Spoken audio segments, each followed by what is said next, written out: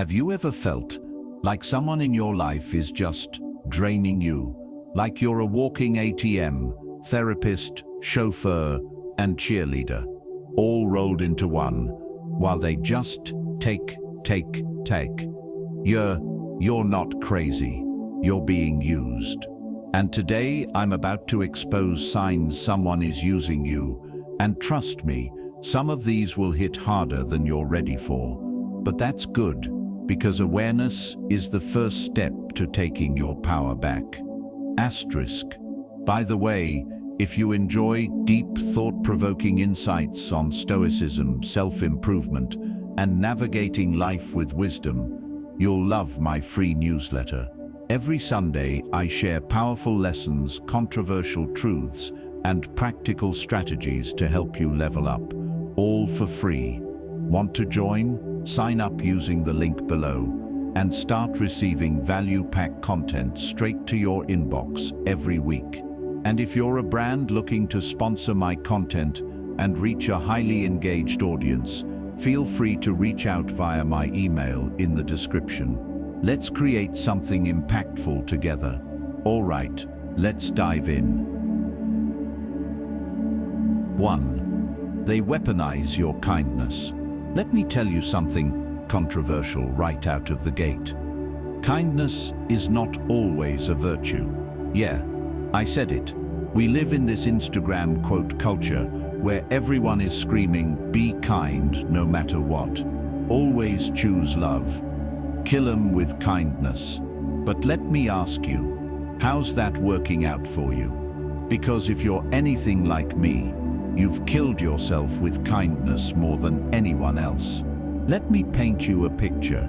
Years ago, I thought kindness was my superpower. And honestly, it was until it started being used against me. There was this guy, let's call him Mark, who I thought was my friend. He was charming, funny, and a total mess. He always needed something, a ride to work because his car broke down. Funny how it magically worked for other people, alone because his paycheck got delayed every week. Help moving out of yet another apartment he'd trashed. And me, oh sweet, eager me. I kept saying yes, because isn't that what good people do? I'd tell myself, you're helping someone in need. You're proving you're a kind, good person. You're building karma points. But here's the dirty secret nobody tells you. Some people don't see your kindness as compassion. They see it as weakness. And then they sharpen it into a weapon against you. Mark knew exactly how to play me. Every time I said I can't, he'd pout. He'd say things like, wow, I didn't expect this from you, after everything I've done for you, which was nothing, by the way. I guess I'll figure it out myself, and then sit there staring at me until I caved. At first, I thought I was helping him grow, but the reality was, he wasn't growing. He was feeding on me, on my guilt, my people-pleasing, my desire to be liked. And the more I gave, the less he respected me. Because here's the messed up part about people who weaponize your kindness. They don't actually value what you're giving them. They value that you're willing to give it, and that they don't have to give anything back. And here's where the controversy kicks in. People love to glorify kindness, like it's some saintly, limitless fountain we're all supposed to keep pouring out of no matter what. If you set boundaries, you're selfish. If you say no, you're cruel. If you stop giving, you're cold. Well, maybe selfish is good. Maybe cold is survival, because while you're busy trying to prove how nice you are, they're busy building a throne out of your bones. We don't like to talk about that, because it sounds mean. But I promise you, sometimes kind is just another word for easy to exploit. Now, don't get me wrong, I can laugh about it now. Mark wasn't even subtle about it. At one point he texted me, "Hey, can you Venmo me $50 real quick? I'm at the bar, and forgot my wallet. I sent it, then saw him post on Instagram later that night, living my best life. Thanks to the universe. Oh okay, universe equals sign me. Got it. It got to the point where my friends would joke, you running a charity or just sponsoring Mark's nightlife. Funny, but painfully true. Here's what I finally learned. Your kindness is a gift, but gifts are not obligations, and gifts lose their meaning when they're forced. When someone weaponizes your kindness, what they're really saying is, I know you care too much to stop me. And that's your cue to surprise them. By stopping them, you are allowed to say no. You are allowed to walk away. You are allowed to be kind and firm. It doesn't make you cruel. It doesn't mean you've changed. It means you've evolved into someone who values yourself as much as you value others. These days, I have a rule. If I notice someone consistently using guilt to get me to help, only calling me when they need something, disappearing when I need support, getting upset when I say no, I stop, cold, and yes, they usually get mad. They'll call you selfish. They'll play the victim. They'll say, you've changed. And to that, I say, damn right. I've changed. I grew a spine and stopped financing your dysfunction. Your kindness is not a weapon for others to use against you. It's a gift for people who appreciate it and reciprocate it. Being kind doesn't mean being a doormat. It doesn't mean being a martyr. And it sure as hell doesn't mean setting yourself on fire to keep someone else warm. So, next time someone tries to guilt you for saying no, next time they pout when you set a boundary, next time they act like your kindness is their birthright, smile and tell them that's no longer available here. And watch how fast they find another kind person to drain. If you take nothing else from my experience, take this: kindness is not infinite. And when you spend it on the wrong people, you've got nothing left for the right ones, including yourself. So go ahead, be kind, but also be smart, and don't let anyone turn your kindness into your weakness. Because that, my friend, is the oldest trick in the book. 2. They downplay your problems. Let's get right into it. If someone consistently makes your pain seem small, irrelevant, or dramatic, they're not just insensitive, they're using you. And I know that sounds harsh, right? Because society loves to gaslight us into thinking, maybe I am overreacting, maybe I do complain too much, maybe my problems aren't that serious. But nah, downplaying someone's struggles is a power move. It's a way to shut you up, keep you in your place, and make sure you stay useful, instead of expecting empathy, time, or energy from them. Let me tell you a little story to illustrate this. I had a friend, let's call her Ashley, who was queen of the "oh please" response. When my dog died and I called her crying, she actually laughed and said, "Oh please, it's just a dog. People have real problems." When I told her I was stressed because I was working 2 jobs and barely making rent, "Oh please, at least you have a job. Some people don't." When I opened up about my anxiety, "Oh please, everyone's anxious these days. Get over it." Every single time I shared what I was going through, she'd minimize it, dismiss it, and somehow twist the conversation back to herself, like her struggles were legitimate. But mine, just me being dramatic.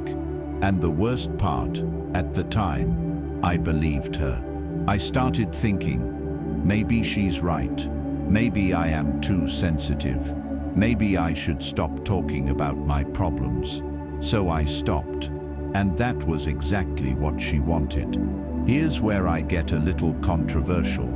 Minimizing someone's pain is not keeping it real. It's not tough love. It's not helping you gain perspective. It's just selfish. Because when someone downplays your problems, what they're really saying is, I don't want to make space for your pain. I don't want to comfort you. I don't want to give anything back to this relationship. I just want you to stay functional so you can keep giving to me. We romanticize this idea of being stoic and strong, like sharing your pain is weak. But here's the truth. If someone can't sit with you when you're hurting, they don't deserve to sit with you when you're thriving either.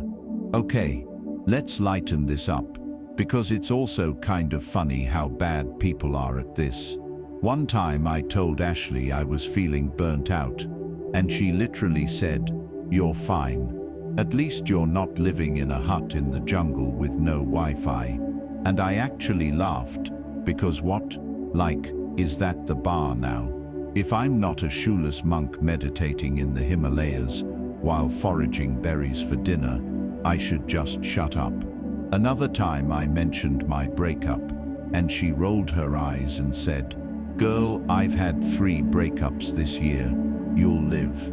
And that's when it hit me. Her goal wasn't to help me feel better. Her goal was to make me stop asking her for emotional labor, so she could keep coming to me whenever she needed to vent, while never having to return the favor. Here's what I finally realized. If someone always downplays your pain, it's because they see your suffering as an inconvenience. They want you to be the strong one, the helper, the fixer, because that benefits them. And if you dare to fall apart, they can't handle it, because suddenly they'd have to step up, and users don't step up. They push down. And it's not just annoying, it's dangerous. When someone minimizes your struggles long enough, you start to internalize it. You stop opening up. You stop asking for help. You convince yourself that your feelings are invalid, your problems are trivial, and your worth is tied to how little you bother people. And that's how they keep you in that role, the giver, the listener, the rock. Meanwhile, they get to cry and scream and fall apart whenever they want, because you've been conditioned to catch them every time. I remember the exact moment I broke the cycle. I was sitting on my couch, crying quietly, because I'd just lost my job.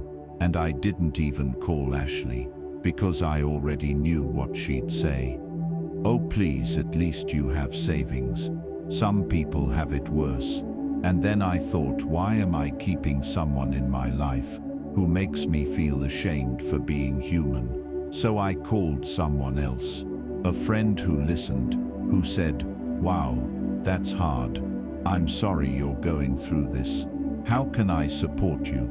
And just hearing that, I swear it felt like oxygen. That's when I learned, you don't need people who tell you your problems don't matter. You need people who remind you that you matter, even when you're a mess. If someone constantly downplays your pain, that's not a friend, that's not a partner, that's not love. That's someone who wants the perks of you being strong without ever being strong for you. So next time they say, "Oh please, it's not that bad," you can say, "Oh please, I deserve better than this." And then go find people who hold space for your joy and your pain. Because no matter how big or small your problems are, they're yours, they're valid, and you deserve people who see them, not step on them. You're not dramatic. You're not too much. You're not weak for needing help. You're just human. And if someone can't handle that, let them go minimize someone else's problems. You deserve more than being someone else's emotional trash can. 3. They disappear when you need something. Let's just rip the band-aid off here. If someone is always around when they need something, but vanishes faster than your paycheck when you need something, they're not your friend. They're not your ride or die. They're not even a decent human being. They're a user, plain and simple. And yet, most of us, myself included, let these people camp in our lives rent-free, sometimes for years. So let's talk about it. You know who I'm talking about. They're always texting when they're broke, always calling when they need a shoulder to cry on, always popping up when they need help moving, borrowing money, getting a ride to the airport at 5 a.m. But then the second you, God forbid, need them, poof, gone. No reply, busy, out of town, phones on do not disturb for 48 hours. But somehow they're still posting on Instagram stories about self-care. Oh yeah, I've had those friends. I used to have a friend, let's call him Ryan, who was basically allergic to being there for me when he needed a couch to crash on because he was between apartments. I opened my home when he needed help studying for his exam. I stayed up all night, quizzing him. When he called crying after yet another breakup, I listened to him rant for hours. But when I was going through my own heartbreak, silence. When my car broke down on the freeway and I called him, voicemail. When I needed a hand moving out of my apartment, he was super swamped with work, but somehow had time to go to brunch the next morning. At first I made excuses for him. He's probably busy. He's going through a lot. He's just not good at emotional stuff.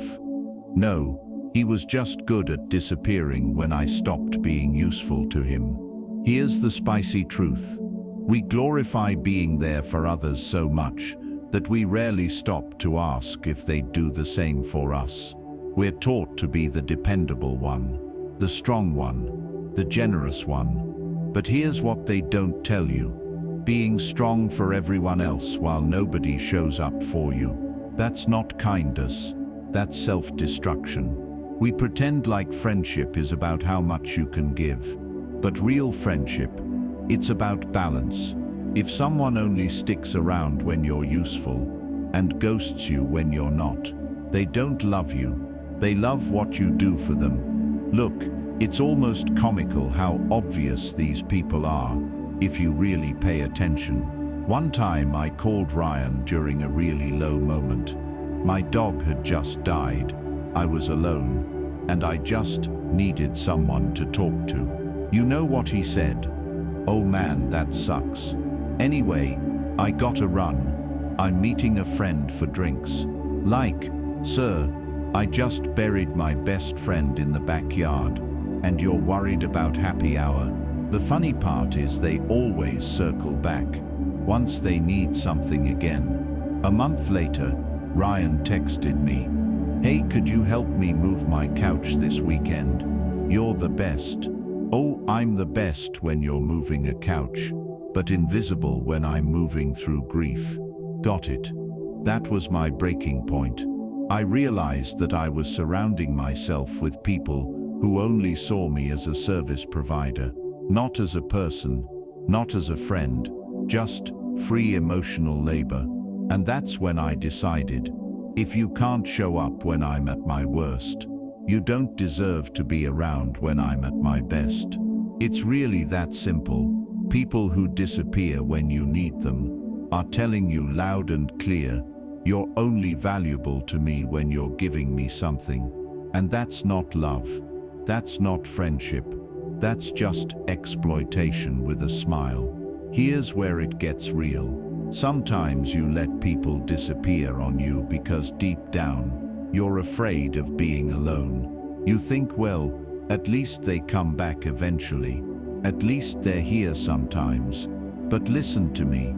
Being alone is better than being surrounded by ghosts. People who vanish the moment you stop performing aren't your people, they're placeholders. And the longer you let them stay, the longer you block real, reciprocal relationships from finding you. These days I test people, not in a manipulative way, but in a healthy, self-respecting way.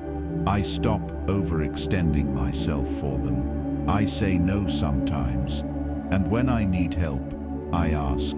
If they show up, beautiful.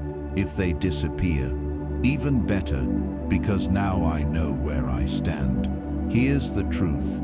People who disappear when you're down don't deserve a front row seat when you're up. Stop chasing ghosts. Stop begging people to care. Stop keeping space in your life for people who only show up when it's convenient for them. If someone vanishes when you're vulnerable, take the hint. They're not afraid of your pain. They're afraid they might actually have to give something back.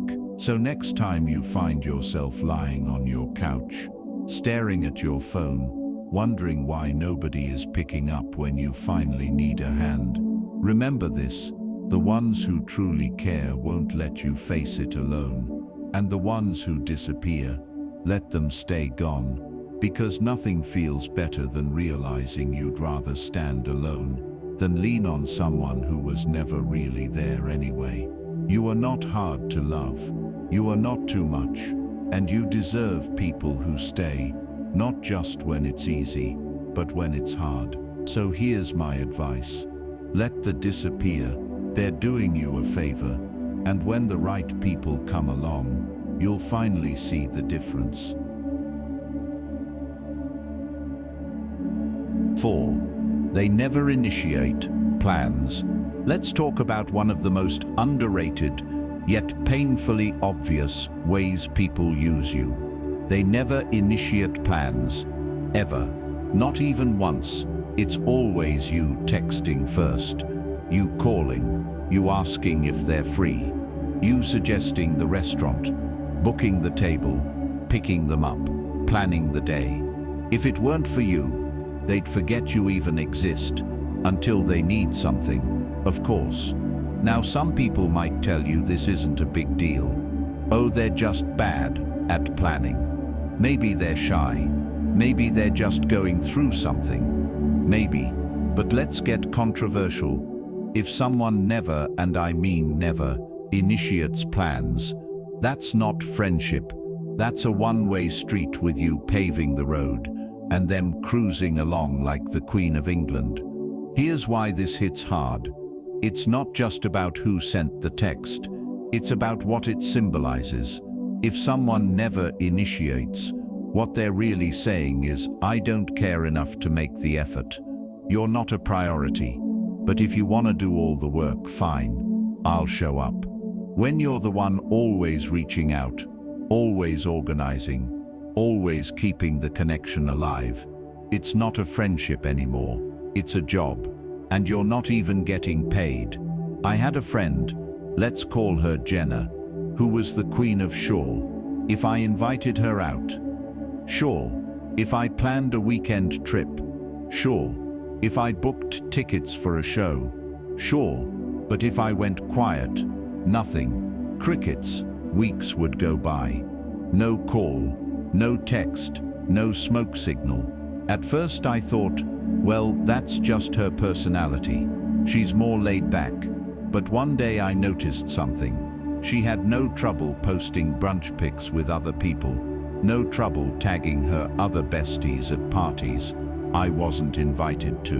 No trouble initiating plans. Just never with me. That's when it hit me. It wasn't that she didn't know how to plan. It was that she didn't think I was worth the effort. And yet here I was, knocking myself out to keep her in my life. Now, let's not forget the absurdity of it. I once stopped texting Jenna just to see how long it would take for her to reach out. You know how long? 7 months. And when she finally did, it wasn't to ask how I was or to hang out. She texted, "Hey, are you still working at that company? Can you hook me up with a contact there?" I couldn't even be mad at that point. I just laughed. Because it was so on brand for her. I was basically her social concierge. And when I stopped performing, she just found someone else to plan her calendar. Here's the part nobody wants to say. If someone doesn't initiate with you, it's because they don't have to. You've made it so easy for them. They don't have to lift a finger. And the ugly truth, people value what they have to work for. So when you do all the chasing, all the planning, all the showing up. You teach them that you'll always be there, no matter what, that they can put in zero effort and still get full access to you. And we call that friendship. Nah, that's just enabling laziness, disguised as loyalty. Here's what I learned after I finally stopped chasing Jenna. People who care about you don't make you feel like you're begging for scraps of their time. And let me be clear, I'm not talking about someone going through a hard time, or someone who's genuinely busy for a season. I'm talking about the pattern, the consistent you-first dynamic, where it feels like you're auditioning for a part in their life. They already cast someone else in. When someone cares, they make an effort, even a little, even if it's just a text saying, "Hey, haven't seen you in a while, let's grab coffee soon." It's not about grand gestures, it's about reciprocity. These days, if I notice I'm always the one texting, calling, planning, I stop. I just stop. And you know what happens? Either they notice and step up, or they don't. And if they don't, that silence tells you everything you need to know. You're not hard to love. You're not too much. You're just giving too much to people who don't deserve it. If someone never initiates plans with you, here's what you should know. You're not annoying for expecting effort. You're not needy for wanting to feel wanted. You're not wrong for letting them go. You deserve people who are excited to see you, who text you first sometimes, who make you feel like you matter enough to be thought of, without you having to remind them. So to anyone reading this, who feels like the planner, the chaser, the one keeping the relationship alive, stop, take your hands off the wheel, see what happens. If they care, they'll notice. If they don't, good riddance. Because you deserve friendships where you don't always have to send the first text, where your presence is wanted, not tolerated, where you're a priority, not an afterthought. You are not just someone's backup plan. You are not their event coordinator. You are not the glue holding together a connection they couldn't care less about. You're a whole damn person, and you deserve people who remember that. So let the ones who never initiate plans fade away and make room for people who actually show up. 5. They treat others the same way. Let's talk about one of the most overlooked but deadliest signs someone is using you. They treat everyone the same way. They treat you. And no, that's not a compliment. If you look around and notice they exploit, dismiss, ghost, guilt trip, and drain everyone in their orbit, then newsflash, it's not you. It's them. It's how they operate. But here's the controversial part. That doesn't make it okay. Just because they treat everyone like crap doesn't mean you need to stand in line for it. What do you mean, same way? You know the type. They're the kind of person who seems to leave a trail of burned bridges everywhere they go. They borrow money from everyone and never pay it back. They flirt with everyone, cheat on everyone, then play victim when caught. They complain about everyone, to everyone, then smile to those people's faces like nothing happened. They make promises they never keep, plans they always cancel, and excuses that sound like they're reading from a script. At first, when they treat you that way, you think, oh no, what did I do wrong? Why do they treat me like this? But if you zoom out and pay attention, you start noticing they treat everyone like this. They're not singling you out because you're weak or unworthy. They're just like this, a user. It's their personality. Oh man, do I have a story for this one. Years ago, I dated a guy, let's call him Tyler, who had a reputation. But I didn't see it at first because, well, he was charming. We'd go out to restaurants, and he'd never tip the server.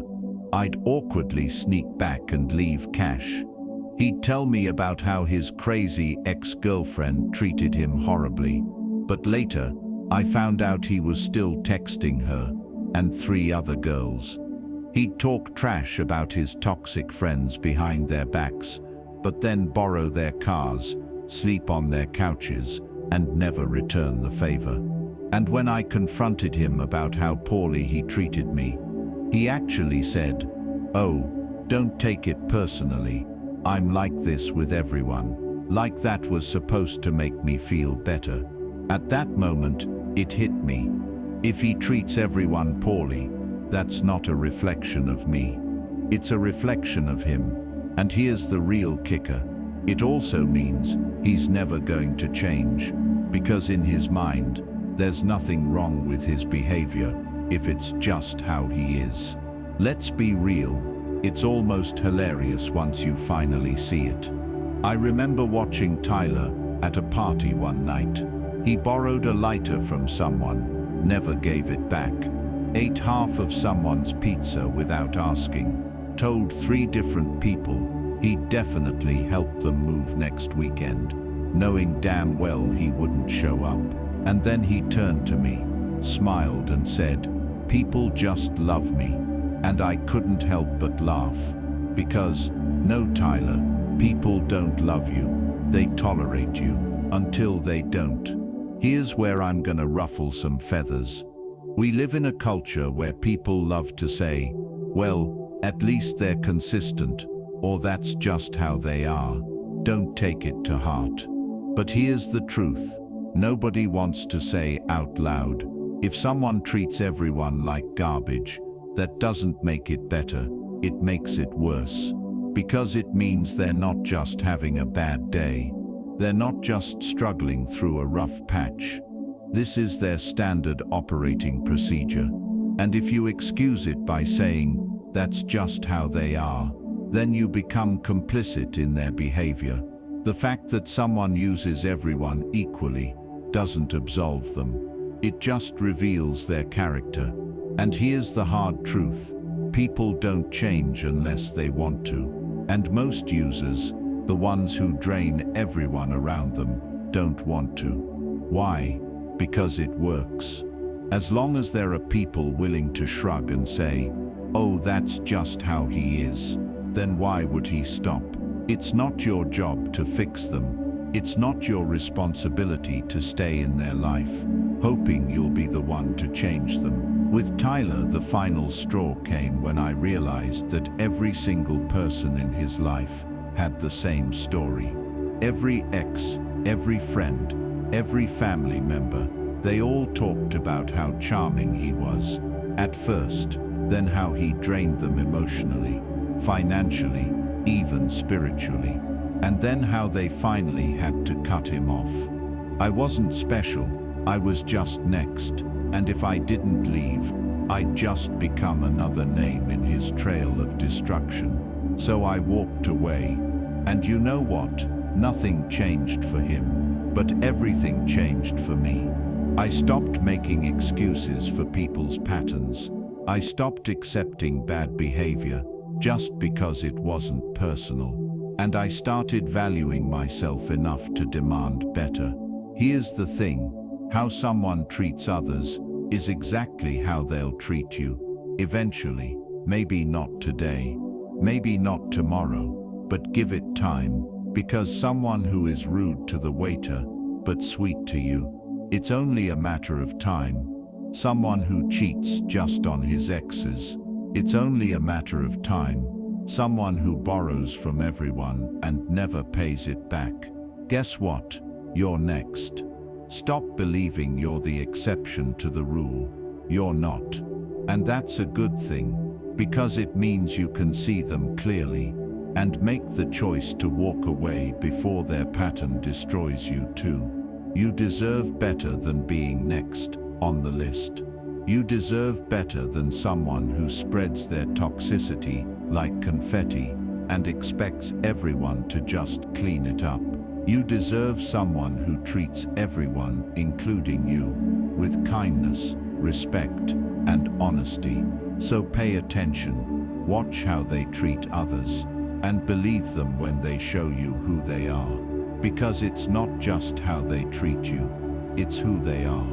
And you don't need to stick around for the encore. So there you have it. Brutally honest signs someone's been using you. And yeah, I know some of this stings. It's not easy realizing you've been someone's free therapist, emotional punching bag, or human wallet. But here's the good news. Now you can actually do something about it. You don't owe anyone your time, energy, or kindness if they can't even respect you enough to reciprocate it. So set those boundaries. Say no. Let people earn access to your life.